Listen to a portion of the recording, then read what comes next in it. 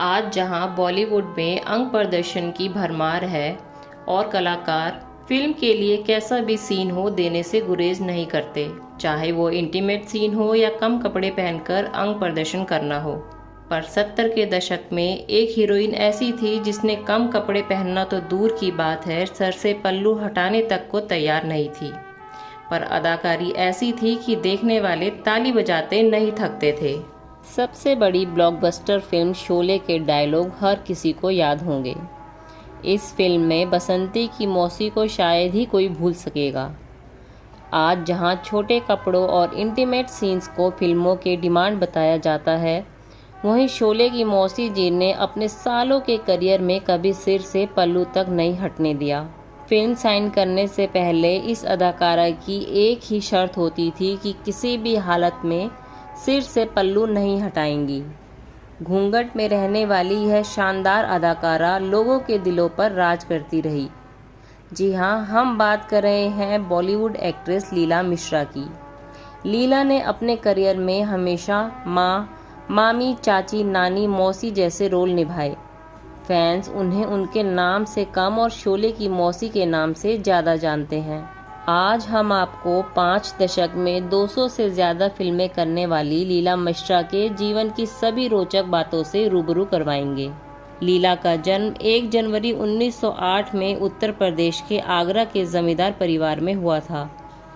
लीला की पढ़ाई लिखाई नहीं हुई और सिर्फ 12 साल की उम्र में ही उनकी शादी राम प्रसाद मिश्र से कर दी गई। 18 साल की उम्र में वह 2 बच्चों की मां बन चुकी थी। रंगमंच से जुड़े राम प्रसाद बेहद आज़ाद ख्यालों के व्यक्ति थे। वह सिनेमा को काफ़ी पसंद करते थे और अक्सर फिल्मों में साइलेंट रोल किया करते थे। एक बार राम प्रसाद के मित्र मामा शिंदे उनके घर आए और उन्होंने लीला को फिल्मों में रोल करने को कहा। लीला ने फिल्मों में रोल करने से तुरंत इनकार कर दिया। हालांकि बाद में पति के समझाने पर वह फिल्मों में काम करने को राजी तो हुई, लेकिन उन्होंने फिल्मों में कभी भी सिर से पल्लू नहीं हटाया। लीला ने अपने फिल्मी करियर की शुरुआत साल 1936 में आई फिल्म सती सुलोचना से की।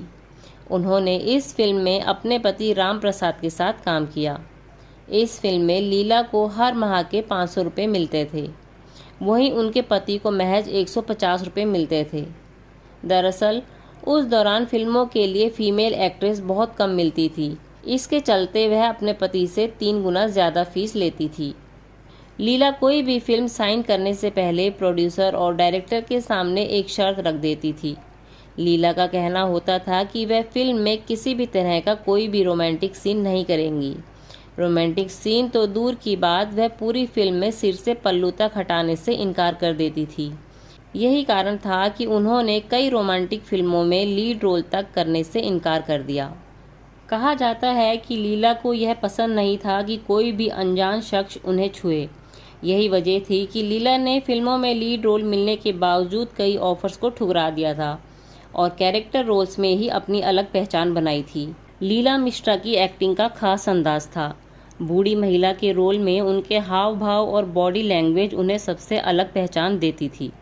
जबकि भारतीय फिल्मों के सबसे महान निर्देशक कहलाने वाले सत्यजीत रे की एक खास आदत थी, वह अपनी फिल्मों की कास्टिंग खुद करते थे और किसी भी रोल में उसी कलाकार को लेते थे जो उसमें फिट हो। अक्सर उनकी फिल्मों में गांव के ऐसे लोग दिखते थे जिन्होंने कभी एक्टिंग नहीं की, परंतु पर्दे पर इस तरह नजर आते थे कि वे ठीक यही काम करने के लिए बने हैं। सत्यजीत रे हिंदी में अपनी फिल्म बना रहे थे, शतरंज के खिलाड़ी। फिल्म के लिए सत्यजीत ने एक एक किरदार खुद चुना। अंग्रेज़ों के ज़माने में ख़त्म होते नवाबों की इस कहानी में उन्हें नवाब के घर में सहायिका के रूप में लीला मिश्रा की याद आई। उन्होंने अपने एक असिस्टेंट डायरेक्टर को लीला मिश्रा के पास भेजा। लीला मिश्रा को बताया गया कि सत्यजीत रे ने उन्हें अपनी एक फिल्म के रोल के लिए चुना है। उस असिस्टेंट के आश्चर्य का तब ठिकाना नहीं रहा जब लीला मिश्रा ने साफ कह दिया कि वे फिल्म की शूटिंग के लिए कलकत्ता नहीं जाएंगी। उन्हें यह फिल्म नहीं करनी। कोई कल्पना तक नहीं कर सकता था कि एक कैरेक्टर आर्टिस्ट सत्यजीत रे की फिल्म को ना कह दे, जबकि राज कपूर से लेकर अमिताभ बच्चन जैसे सितारे भी सत्यजीत रे की फिल्म में काम करने को तरसते रहे। जब सत्यजीत को पता चला कि लीला मिश्रा ने ना कह दिया तो वे खुद लीला मिश्रा से मिले और उन्हें विश्वास दिलाया कि मुंबई से कलकत्ता उन्हें हवाई जहाज से ले जाया जाएगा। साथ ही उनके शूटिंग शेड्यूल में कोई हड़बड़ी नहीं की जाएगी। वह जिस तरह चाहेंगी उनकी मर्जी के हिसाब से काम किया जाएगा। अंततः लीला मिश्रा मान गई। शूटिंग के बाद सत्यजीत रे उनके काम से इतने खुश हुए कि उन्हें अपने साथ कलकत्ता में ही रुकने का प्रस्ताव दिया। शूटिंग के बाद सत्यजीत रे उनके काम से इतने खुश हुए कि उन्हें अपने साथ कलकत्ता में ही रुकने का प्रस्ताव दिया और कहा कि वे अपनी अगली फिल्मों में भी उन्हें कास्ट करना चाहते हैं। परंतु लीला मिश्रा ने साफ इनकार कर दिया। उन्होंने कहा कि वो अपना घर और शहर छोड़कर नहीं रह सकती।